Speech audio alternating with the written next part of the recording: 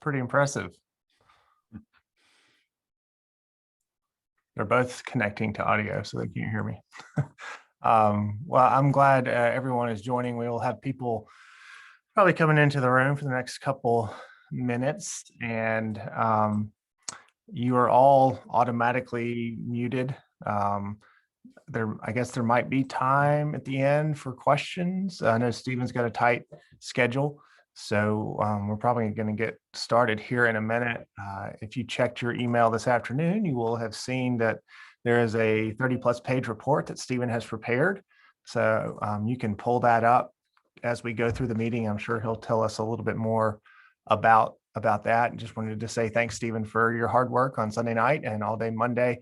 I know it was a long day, and I'm grateful for that, grateful for everyone's participation, and excited to see what that means for us today and moving forward. Before I hand it over to Stephen, I would like to open with a prayer for our young people. And this is found in our prayer book. So the Lord be with you. Also with you. Let us pray. God, our Father, you see your children growing up in an unsteady and confusing world. Show them that your ways give more life than the ways of the world, and that following you is better than chasing after selfish goals. Help them to take failure not as a measure of their worth, but as a chance for a new start.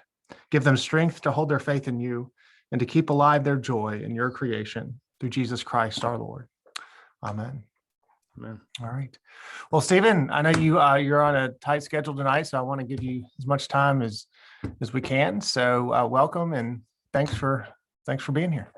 Absolutely. Can everybody hear me okay? Give me a thumbs up if you can hear me. Wonderful. Thanks. Well, it is really good to see some of you. I can see some of you. Is really good to be with you tonight. Again, I really hate it that I'm not there with you in person, all in a room together, but I have Wednesday night responsibilities tonight. I'm in my office here at the church, and so that's what you see behind me. We're going to jump straight into the report. If you weren't able to print it out or download it, that's just fine. I'm going to share my screen here in just a moment, and we'll roll through the report together on the screen so everybody can kind of be looking at the same thing. Just want to tell you that it really has been a pleasure working with you all. It's been a real joy to be able to hear from you and really experience your passion and your excitement and your energy for what's going on at Ascension. A lot of times when we come in to do these, that is not what we're getting. We're getting people who are in a scarcity mindset. They're in a desperation mindset. They're angry. They're mad. They're confused. And that just was not the spirit at Ascension, which makes my job way more fun. So thank you for being kind, generous, excited people, and excited about what you're doing. So that was really a pleasure to be able to be a part of that with you all. So I'm going to go ahead and share my screen. And what I'm going to do, let's see, share screen. I'm going to share the PDF version, which is what you guys have, of the report. Okay, let me slide it over so you can see the whole thing. All right.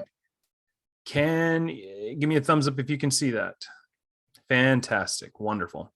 So what I'm going to do is I'm going to roll through this report fairly quickly. We will not cover all of it. And even if I'm there in person and we have an hour and a half, we don't cover all of it. What I really want you to do, or what I really want to do, is hit the main points that will give you the picture of what we're getting ready to do with you and your parish.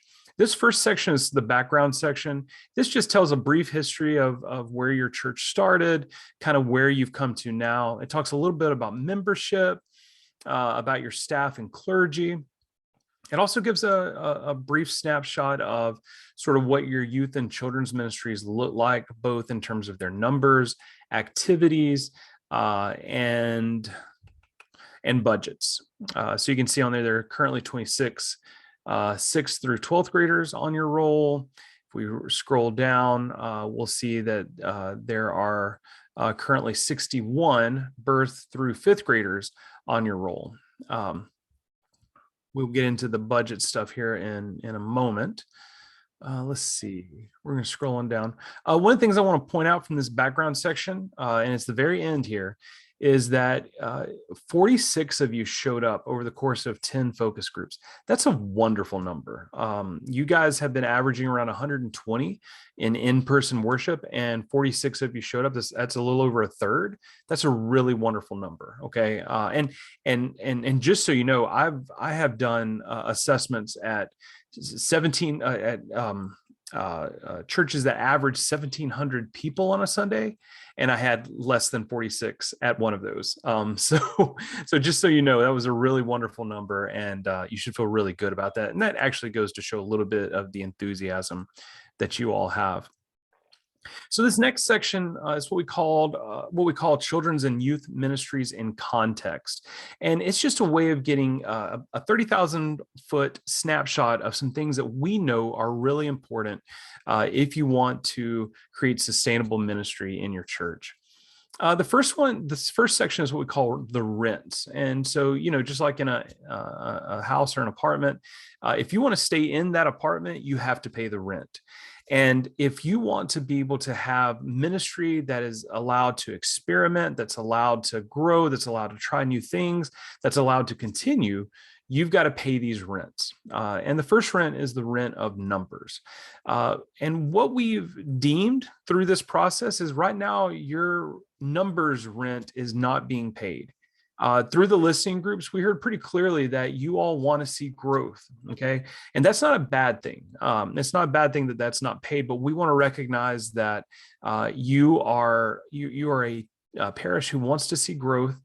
The children's ministry, you all felt hopeful and good about the numbers that you're seeing in the children's ministry, which is awesome.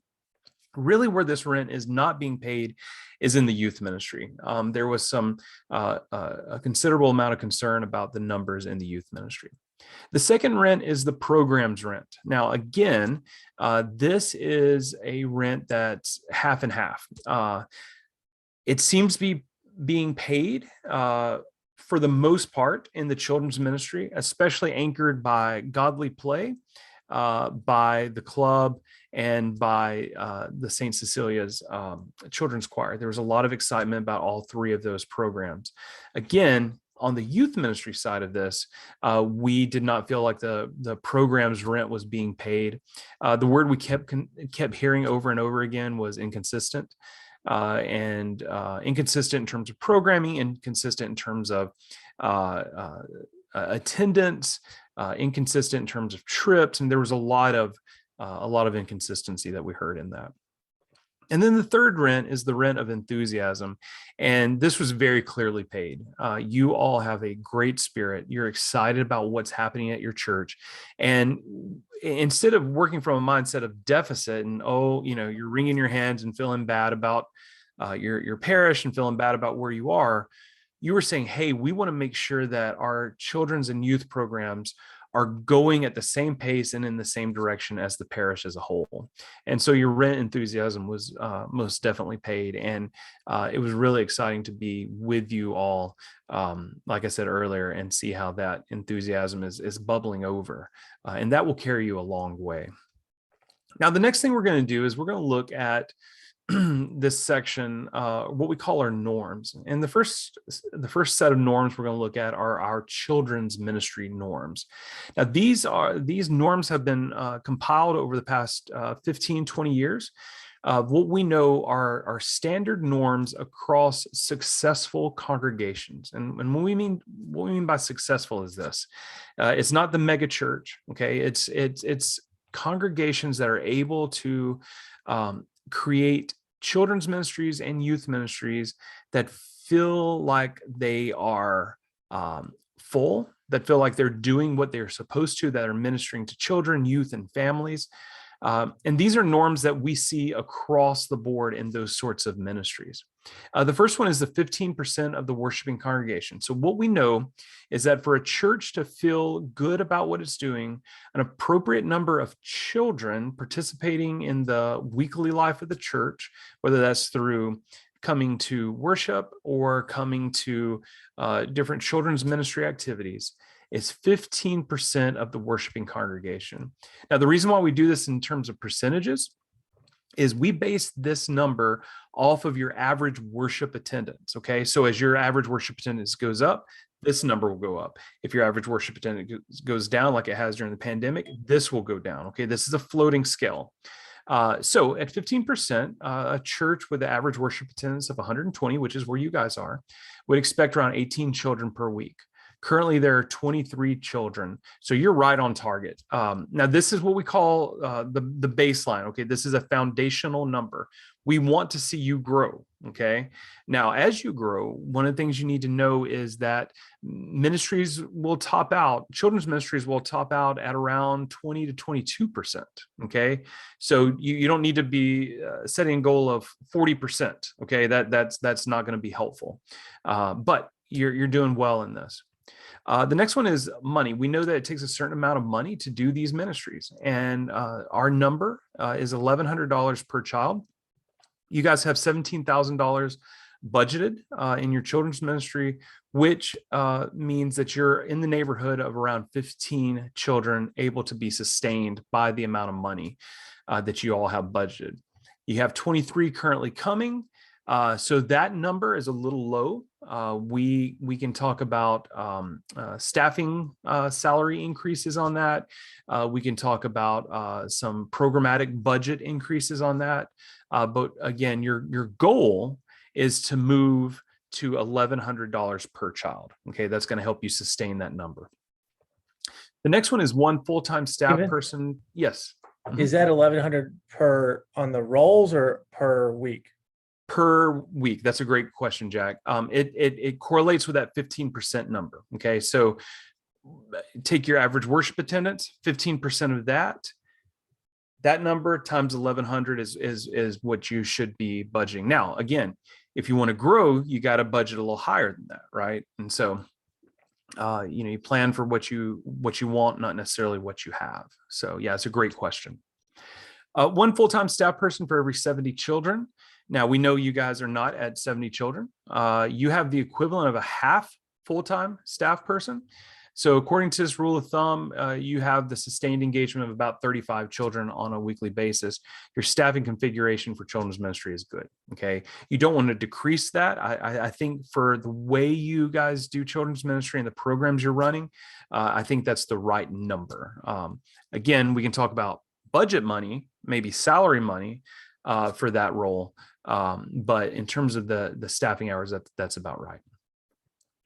The last one is one adult for every 5 children. Now, this is what we talk about when we talk about volunteers in the ministry.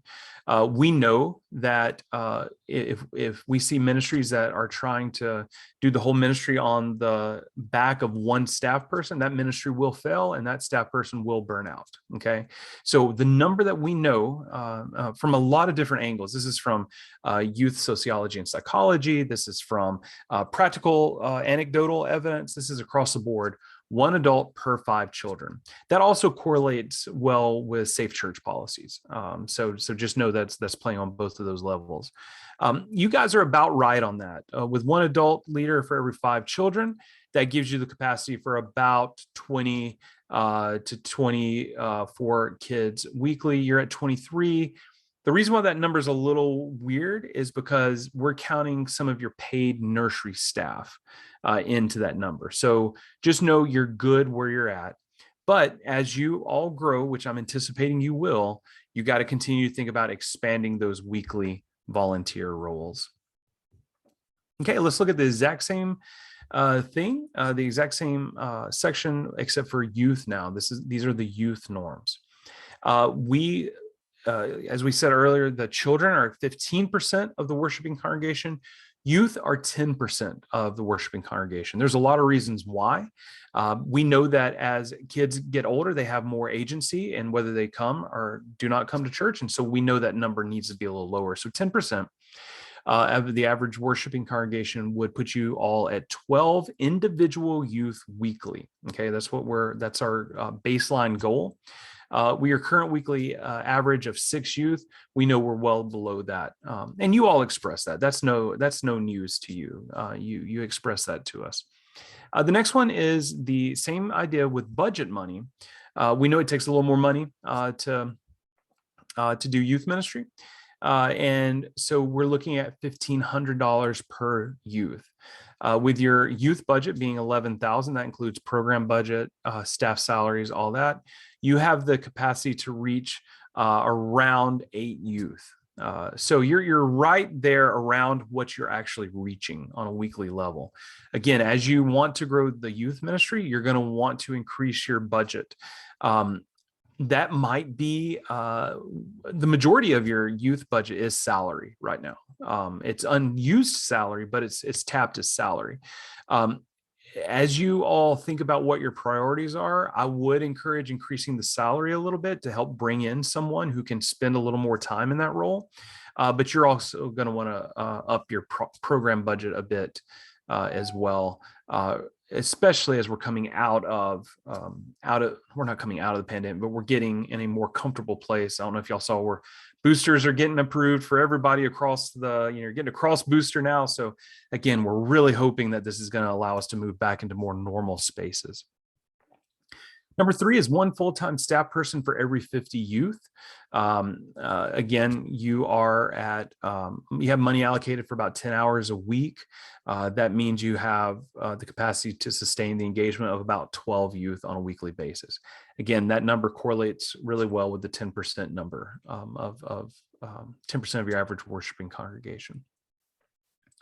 The last one is 1 adult for every 5 youth. This is the same as children's ministry. We know this in terms of spans of care. It's important to have those adult leaders who are in relational roles with the youth. Right now, you're at an adult ratio of 1 adult per 3 youth. So you're doing great. However, the problem is we're not at the number of youth we want. Okay. As we grow and move more into that 10% of the average worshiping congregation number, we're going to need to increase our youth volunteers. And let me, this is a chicken and an egg thing. Okay.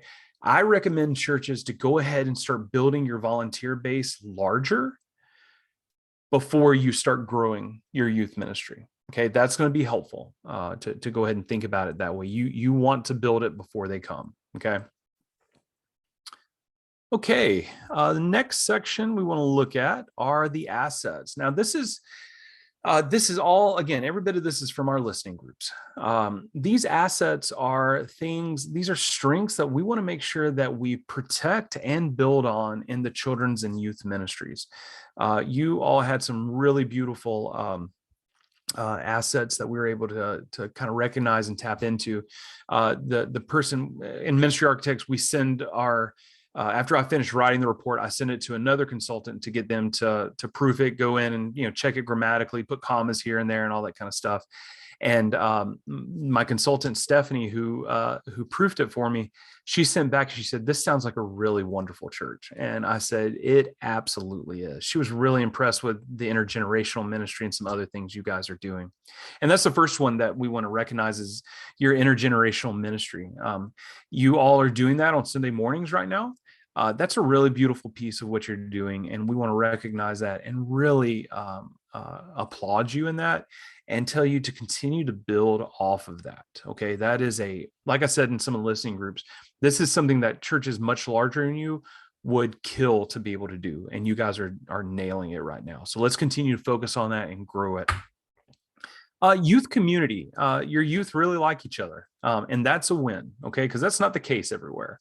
They like each other. And in fact, they want to be together more. And we'll see that a little later. Fantastic children's programming. Every single listening group talked about godly play. Okay. This has been something that Amanda has brought in just recently in the past couple of years. People are excited about it. You're seeing the results from it. Kids are remembering things. There's real faith formation going on in your children's ministry through its programming. So feel really good about that. Also, St. Cecilia's choir, people love that. The kids love it. So you guys are doing really well in terms of children's programming. You've got good children's and youth spaces. There was a couple of mentions of, no, we should update the youth space a little bit, clean it up a little bit, maybe do a couple things in there. Absolutely, that's a great thing. But your spaces are good, okay?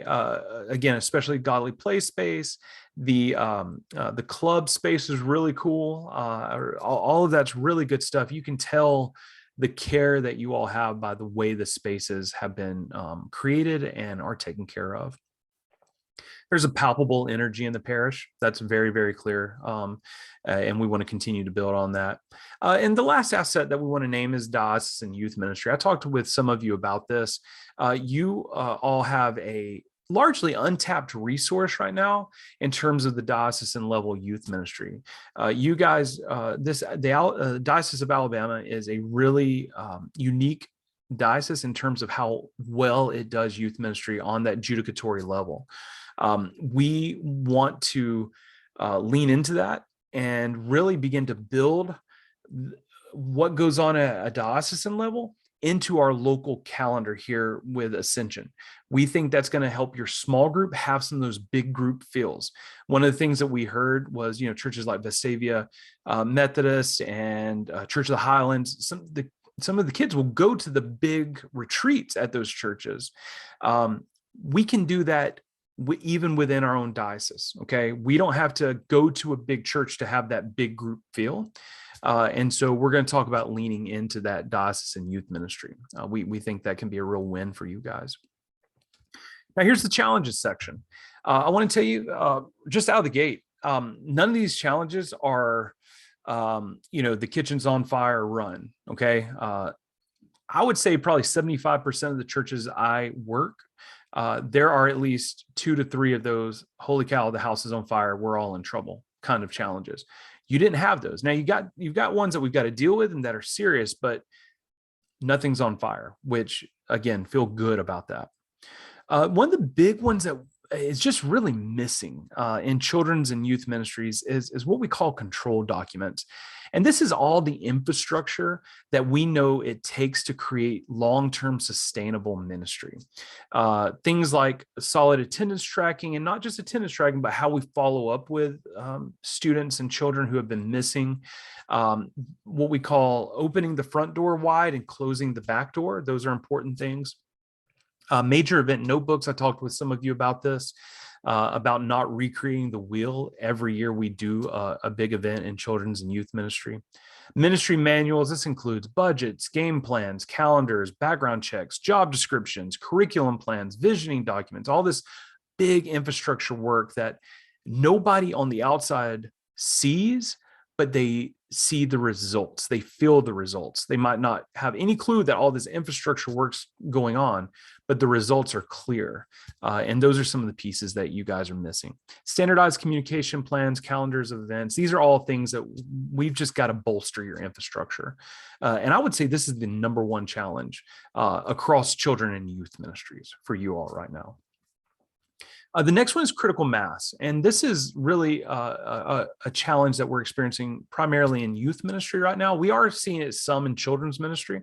We'd really like to be able to fill out both of the Godly Play classrooms, but we're really experiencing this primarily in the youth ministry. Here's the way critical mass works. If you are doing an EYC event, or you're going to the breakout room and 3 of your youth don't show up, that feels like a huge loss. Okay. You get a church that's, 5 times your size, 3 youths don't show up, nobody notices. Okay. So when you're dealing with a critical mass issue, it compounds on itself because, only, 2 or 3 youth show up to this event. There's a good chance they're not going to come back to the next event because they were like, well, we were the only ones there. Well, the other 3 youth that weren't there show up for the next event, and they go, well, we were the only 3 there. And then you start to get this compounding problem that it's a narrative that really begins to build. We believe that hiring a youth leader, a part-time youth leader, is important. We think this is a next right step for you all. And again, the good thing is you have budget money. This is not a big jump for you guys, but we do believe that it's important. We believe that figurehead is going to be pretty important.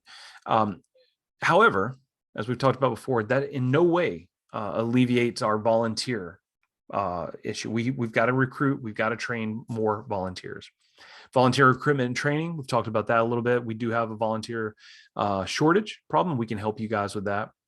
Problematic expectations. So I did hear from a couple groups about the good old days, about when there were tons of youth. And here's what I would say to that. Let's celebrate the past, but let's not let it dictate who we are today.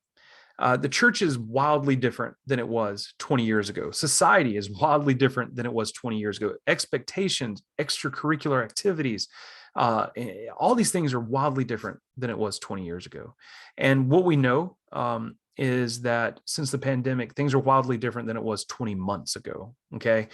I don't want you all to judge success or failure by what gilded memory we have of 20 years ago.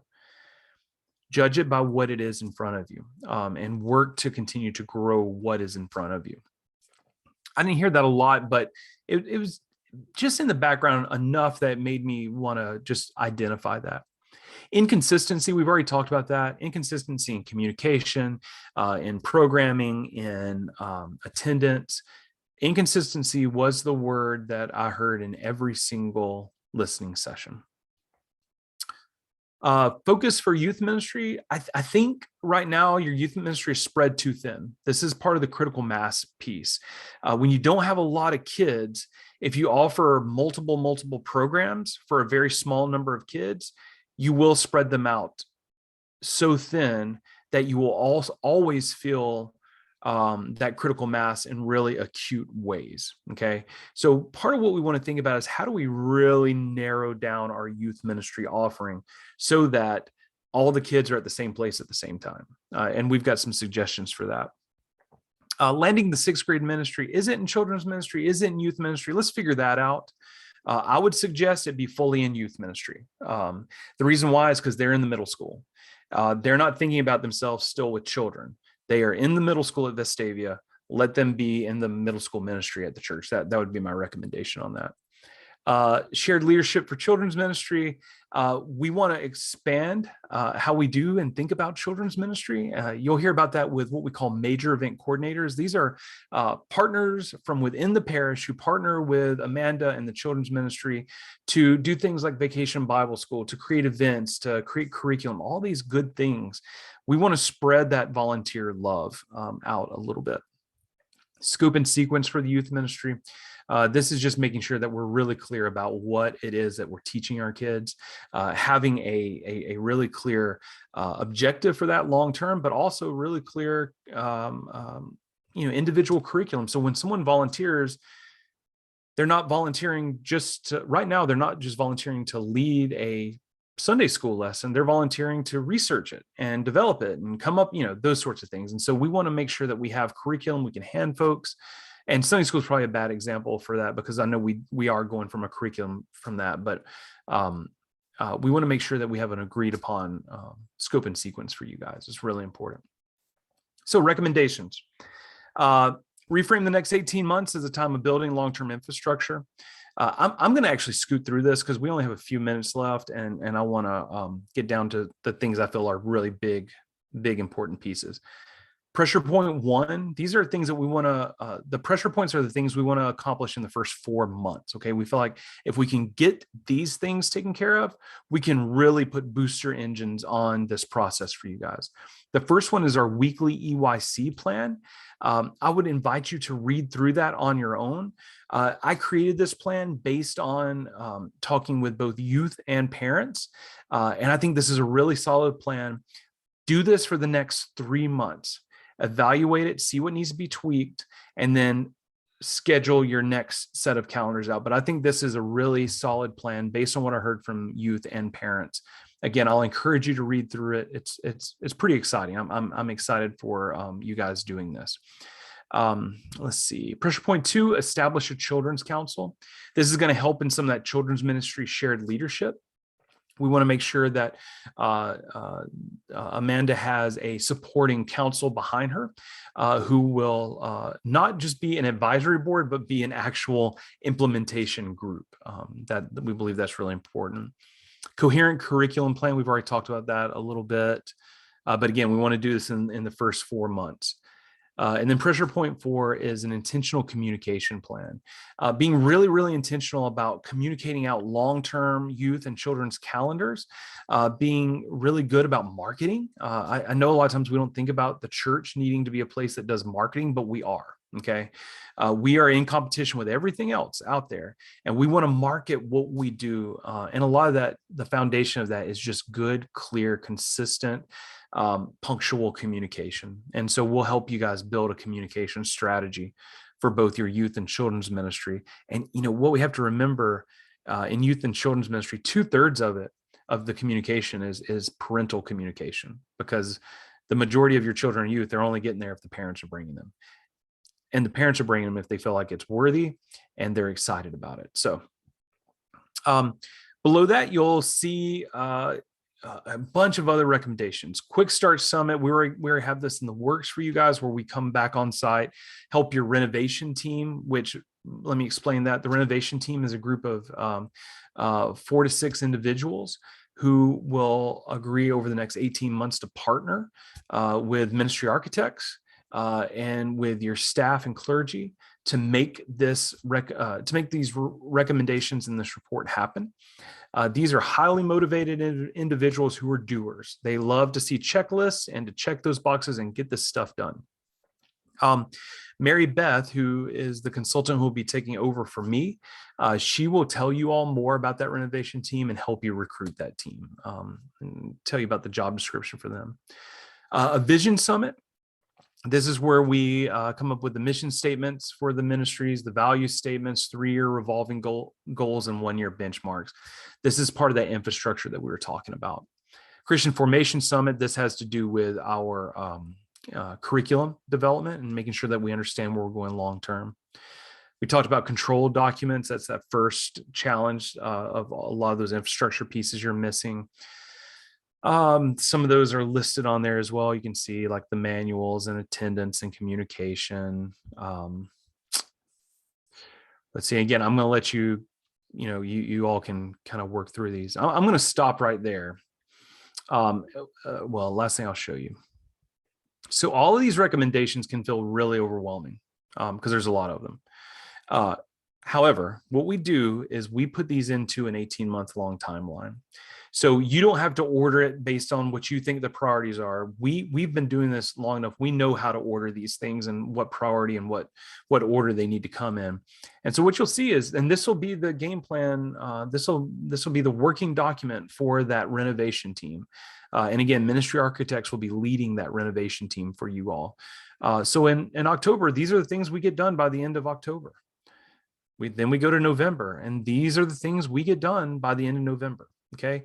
And this takes us all the way through to, there we are, March of 2023.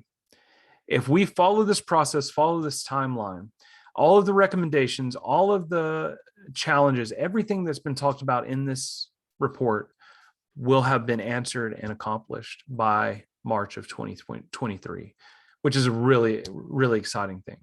18 months is not a long time away, and we're excited to partner with you all through that.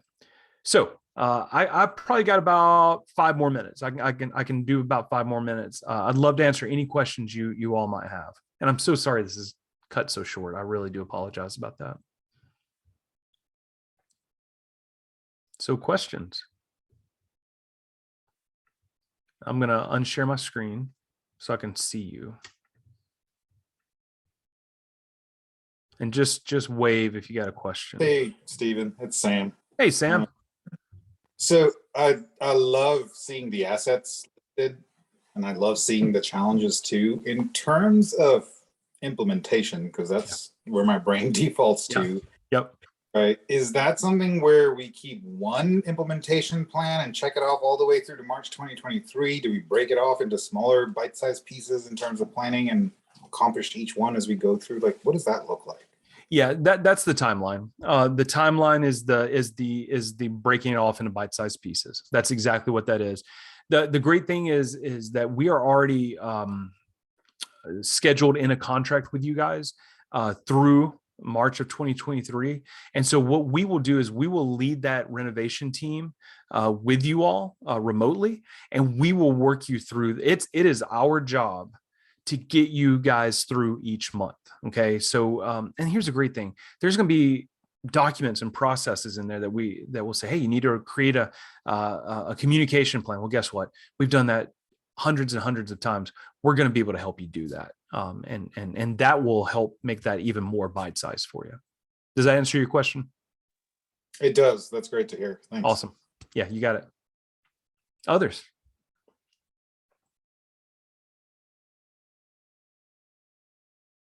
Oh, come on. You're not going to let me talk that whole time and not say anything back to me, are you? Come on, guys. By the way, it's good to see you without a mask on too. It's lovely. You all have such wonderful faces. Anything else? Any questions? Well, I guess I'll bust out my other one. Come on, Sam. The investment pieces, right, that were recommended there. I did agree with them. Are those things that come towards the beginning of the cycle, or is that where we end at the end of the timeline? You're talking about the financial investment pieces? Yes. Those are pieces that we want to be working towards over the course of this process. We know, and especially, I mean, we're right in the middle of stewardship season right now, right? And we're creating budgets and we're getting all that stuff ready right now at my church. And so, for somebody to walk in and say, "Hey, I need you to double one of your budgets," that's not kosher right now. However, those are things that we want to continue to build towards over the course of the next 18 months. And so, for you guys on vestry, that's going to be something we want you to have in the back of your mind. In fact, on the renovation team, we really want to make sure we have at least one vestry person on that renovation team, because that's going to be the liaison between those two groups. Obviously, besides Jack, Jack will obviously be a liaison between those two groups. But we want you all to be building towards that over the next 18 months. Okay, thanks. You got it. Any others? So what do we do tomorrow? Yeah, it's great. So tomorrow, and you'll see this at the top of that recommendation section. We want to make sure that this report and the recommendations and timeline are adopted and by the vestry, that the vestry says this report and this whole process has our full support behind it. So we want to make sure, because this is not a youth and children's process. This is a whole church process, right? And we want to make sure it has the full backing of the vestry. We want to make sure it has a full backing of the parish. So one of the things we'll recommend is go ahead and send this out to the entire parish if you haven't. Maybe you did already, Jack, but we want everybody to read this report. We want people to get excited about what you're doing. Mary Beth, who will be the lead consultant on this, will contact you all and begin working you through this. The first thing will be to get that prayer team established, to get full endorsement by the vestry, to start recruiting that renovation team. Mary Beth will talk with you, Jack, about that. And then the orientation of the renovation team begins. That 2-day on-site with Mary Beth to that quick start summit will begin, and then you guys will be off and running. Yeah. We just want full parish buy-in on this, for sure. Any others? Well, gang, thank you all so much. Again, I would love to be in person with you and spend this time with you, but thank you for jumping on this Zoom. I know we're all zoomed out, but thank you for doing it. And again, thank you for your hospitality, your warmth. It's really been wonderful spending time with you. And I will be stepping back from the process at this point, but anything that you all need, Mary Beth needs me to do, I'm right here in Birmingham. I can jump in with you guys. And my hope is that that this won't be the last I get to see of you all. So even if it's not official ministry architects, I might just come up and say hey to you guys anyways, because y'all are a really wonderful group of people. And I appreciate you and what you're doing for these kids and youth. So thank you. Thank you, Stephen. We really appreciate it.